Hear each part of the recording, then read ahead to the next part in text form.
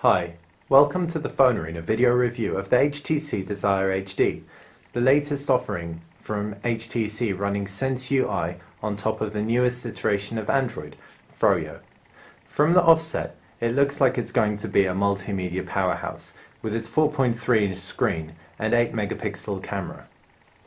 Let's find out if the reality lives up to the hype. The first thing we notice about the HTC Desire HD is the screen. It's big and it's bright. Even though not as sharp as some might have liked, the resolution is nevertheless very good, with 480 by 800 pixels. And on the whole, we'd say that the screen's one of the best things about the phone.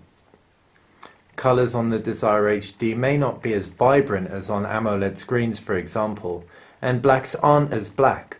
However, we'd still say that the Desire HD offers one of the best screen experiences on a phone, being very responsive to the touch with its capacitive glass front and offering great brightness levels, ideal for movies and pictures. Working our way around the phone, and on the left hand side we can see the volume rocker. On the right hand side there aren't any buttons. On the bottom is a micro USB port and a 3.5mm headphone jack. At the top is a single power button. On the front, just below the screen, are 4 capacitive buttons. Above, a grille with an in-call speaker and a light sensor. On the back of the phone is a loudspeaker, 8-megapixel camera and dual LED flash. The battery cover is unusual. It's on the side and the battery slides out like so. You might ask where the SIM card goes in this case, and that would be at the bottom.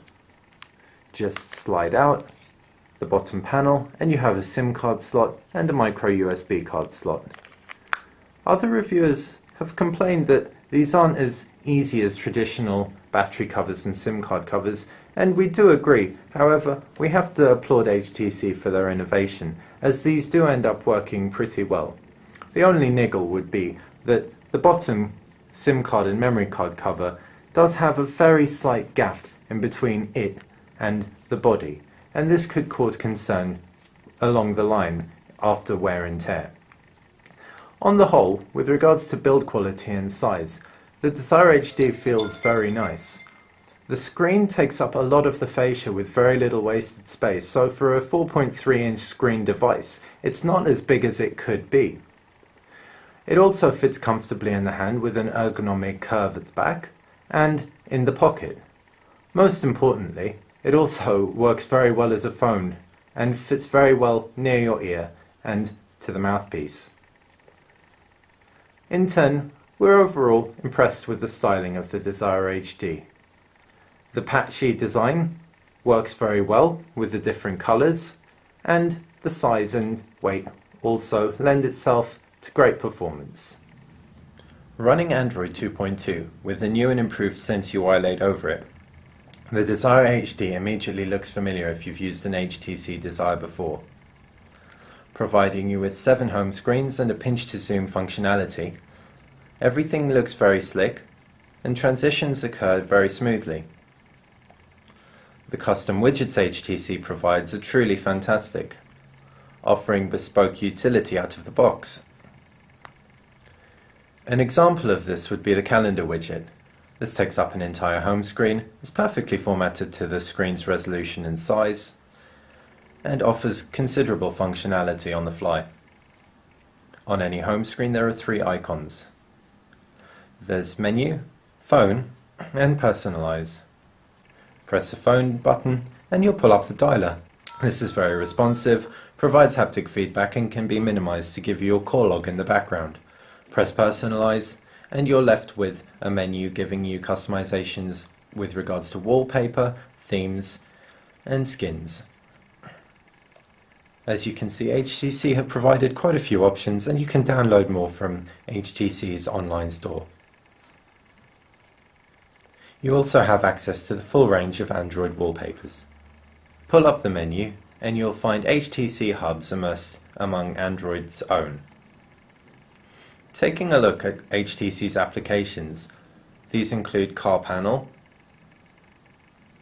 connected media, a DLNA type service, desk clock, which offers extremely standard but useful functionality, flashlight, friend stream, HTC hub, HTC likes, which gives you suggested applications, news and weather, as well as a stocks program and an ebook reader, not to mention a track identifier, SoundHound.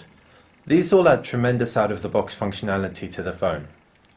Messaging's also a breeze on the HTC Desire HD, thanks to a fantastic keyboard experience.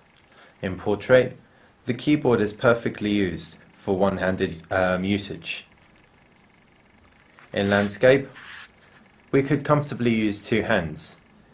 We'd find we'd type whole paragraphs, for example, without even looking at the keyboard and make very few mistakes. In turn, this is one of our favourite keyboards on a touchscreen phone. Multimedia performance on the HTC Desire HD is overall fantastic. The weak point would probably be its camera. It leaves a lot to be desired when it comes to quality, at night time especially, though it has some really great fun modes. Nokia have really raised the bar with the N8, so yes, we're glad HTC have put some fun modes on there, however core quality would be very nice. Daytime shots tended to come out well without too much noise, however exposure levels were very inconsistent. As soon as the sun went down though, so did the quality of the pictures taken on the phone. Noise becomes a problem very quickly, and even with the dual LED flash on board, which does a good job, this isn't remedied. If you're looking for a decent camera phone, the HTC Desire should suffice. However, if you want something that can possibly replace your compact, you may want to consider a Nokia N8. It has to be said though, the two strong points of the camera would be the fun modes and the macro functionality. And these also work extremely well when combined together, as we can see from this vintage macro shot, which is very pleasing. You can check it out on the website. Music playback on the Desire HT is great, with a range of sound options and the onboard Dolby Digital enhancement providing a great roundness of noise. The HTC Desire HD can comfortably double up as your MP3 player. Music can be viewed by artists, albums, playlists, all songs, connected media, which is a DLNA service, and marked items. It's very useful and usable. As we said, it can comfortably replace your MP3 player with better audio quality than some MP3 players that we've used. Now on to video playback. Wow. This is where this phone shines. Whack the screen up to full brightness, find a great film, jam it on. Wherever you are, the HTC Desire HD will deliver an immersive viewing experience.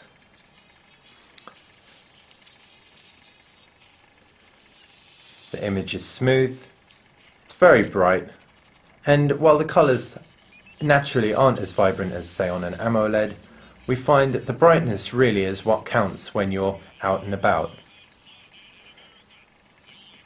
One side note would be that the battery life really does get drained with movies. With a 4.3-inch screen, naturally turning it on to full brightness is going to suck out the juice, but when playing videos as well, especially if you're connected or streaming them, the battery may flag before 4 or 5 p.m, which is never a good thing. You have options when you're watching videos to control the sound as well, from Dolby Digital to surround sound. As far as codec support goes, it isn't fantastic, however, it's much improved over the Desire, supporting most file formats up to VGA resolution. However, not 720p like say the Nokia N8 or C7. Connectivity on the Desire HD is great, with Wi-Fi and 3G on board, as well as Bluetooth, a 3.5mm headphone jack and a micro USB connection for data and charging. Other than HDMI connector therefore, there's nothing we'd really expect on this phone. Browsing the web's a doddle, with an extremely responsive pinch to zoom, and very well displayed pages. Another highlight is the flash support. This works like a charm. So do maps and GPS, making this phone a really great connected device wherever you are. As you can see, once a connection was established, this is all through HTTPA by the way, pages load up very well.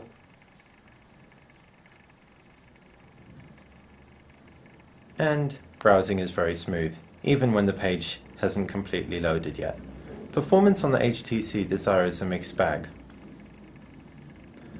Our phone occasionally lagged when flicking through very quickly and running background applications. However, this didn't hamper our use significantly. However, it annoyed us sometimes. The area which did, however, really frustrate us sometimes was the battery. This has been mentioned earlier in the video. After a day's medium to heavy use, occasionally we'd get a 15% battery warning before 5 or 6 p.m.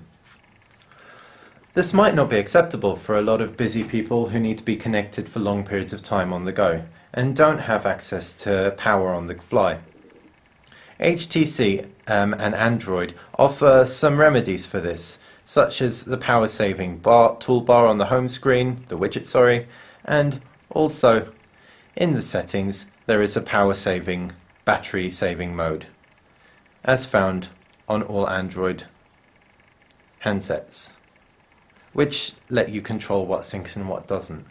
Nevertheless, even when we did control syncing quite a lot, we still found it flagging with heavy usage. HTC have also included a removable battery, which can help if you're prepared to buy a spare battery, and they also have a really fantastic hibernate type function which powers off the phone very quickly and then enables you to power it up again very quickly. As you can see, the phone immediately powers up from off straight to your home screen, and all it needs to do is reload HTC Sense.